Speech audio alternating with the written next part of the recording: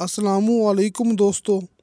पाक पंजाब टीवी की जानब तो हाजी अरफान अब्बास साहब की तरफों अब्दुल वाहिद की तरफों तमाम मेरे दोस्तों नू, भाइयों नू, भैनों नू, बजुर्गों नू, तमाम मुसलमानों नू, कुल कायनात नू बहुत बहुत रमज़ान मुबारक।